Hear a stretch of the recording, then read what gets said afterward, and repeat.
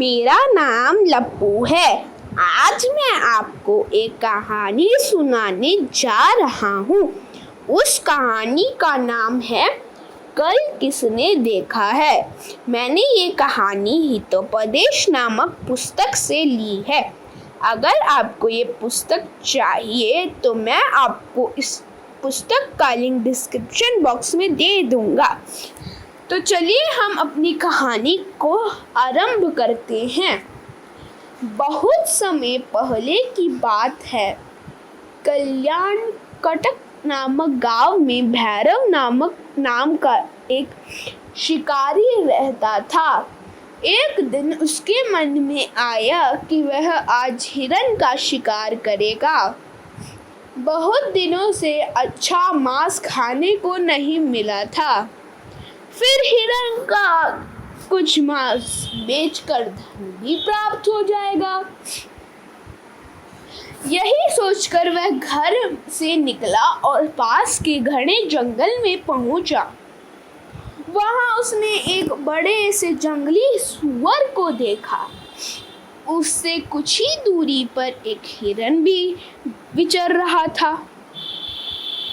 शिकारी ने पहले तो सूअर को मारना चाहा, दूसरी ही क्षण उसने सोचा कि यदि वह पहले सूअर का शिकार करता है तो हिरण तो जरा सी आवाज सुनकर ही भाग जाएगा। इसलिए उसने पहले हिरण का शिकार करना ही ठीक समझा।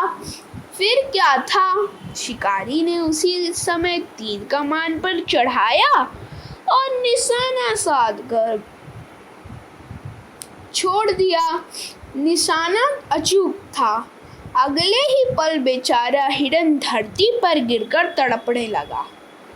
शिकारी ने भागकर हिरण को उठाकर अपने कंधे पर डाल लिया और अब सूअर के शिकार को निकल पड़ा, जो इसी बीच न जाने कहाँ जा छिपा था। वह मन में भविष्य की योजना बनाता जा रहा था। उसने सोचा कि मैं हिरण के पूरे मांस को बेच दूंगा और सूअर के मांस में से भी थोड़ा सा खाकर रखकर बाकी बेच डालूंगा। इन दोनों के मांस को बेचकर जो धन मिलेगा उससे अपनी शादी रचा लूंगा। जब खोजते खोजते वह सूअर के निकट आ गया तो उसने हिरण को उतार कर नीचे रख दिया ताकि ढंग से सूअर का शिकार कर सके। उसने आगे बढ़कर सूअर पर तीर चला दिया। जैसे ही सूअर की छाती में तीर लगा तो वह क्रोध में भरकर पलटा और शिकारी की ओर झपटा। सूअर के शरीर से खून बह रहा था, मगर इस पर भी वह मरने से पूर्व अपने शत्रु शिकारी से बदला लेना चाहता था। वैसे भी जब प्राणी की मौत आती है तो उसका कोई न कोई बहाना बन जाता है। वह बहाना जल में डूबने से का हो या आग में जलने का, भूख, शस्त, रोग या पर्वत से गिरने का भी हो सकता है। मृत्यु जब आती है तो उसे कोई रोक नहीं सकता।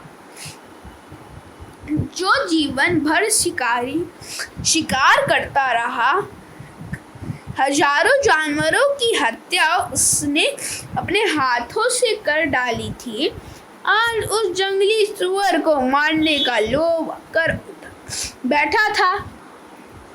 क्रोध से भरे सूअर ने उस पर हमला किया और शिकारी को एक ही झपट्टे में धरती पर लंबा कर दिया। बस उसके मुंह से एक दर्द भरी अंतिम चीख निकली।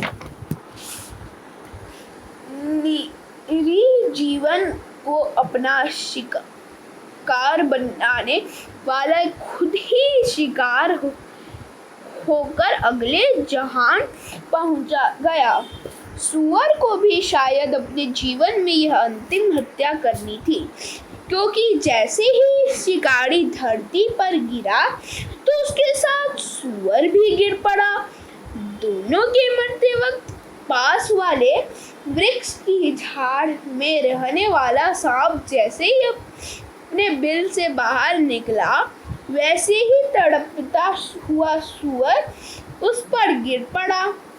सूअर के नीचे दबकर सांप भी कुचला गया।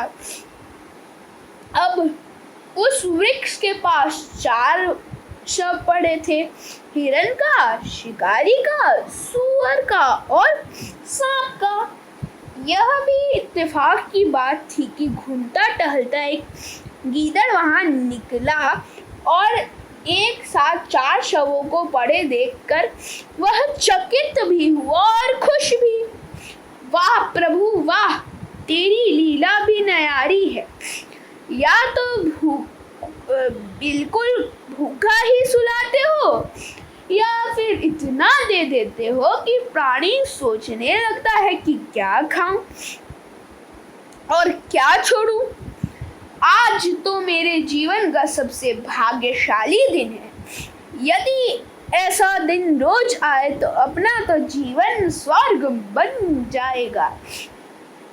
हे मेरे ईश्वर, अब मैं किसी मुंह से आपका धन्यवाद करूं।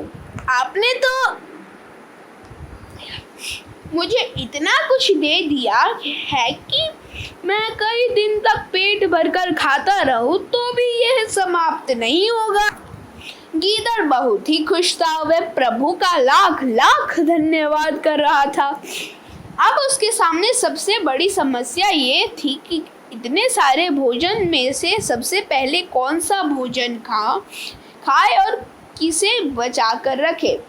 इसी उलझन में पड़े गीदड़ ने सोचा कि पहले 1 महीने तो इस शिकारी का मांस खाकर चलाएगा, दूसरे महीने में सूअर और मर्ग का मांस खाकर अपना काम चलाएगा। जब इनका मांस समाप्त हो जाएगा तो फिर सांप का मांस खाना शुरू कर देगा।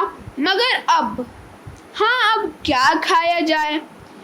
गीदड़ यही सोच रहा था कि अचानक उसकी नज़र शिकारी के धनुष पर पड़ी, जिसकी डोरी चमड़े की थी। उसने सोचा आज का काम तो इस चमड़े की डोरी से ही चल जाएगा। यही सोच उसने उस चमड़े की डोरी पर अपने दांत गाड़ दिए। उसी समय वह डोरी टूट गई। उसका एक सिरा बड़ी तेजी से गीदड़ के गले में जाकर लगा और वह भी वहीं पर ढेर हो गया। अब 4 के स्थान पर 5 शवें पड़ी नजर आ रहे थे।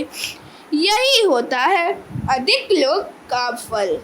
प्राणी को अपने जीवन के एक पल का तो पता नहीं, परंतु वह 100 वर्ष की फिक्र करता है, सैकड़ों वर्षों की योजनाएं बनाता रहता है। धन्यवाद।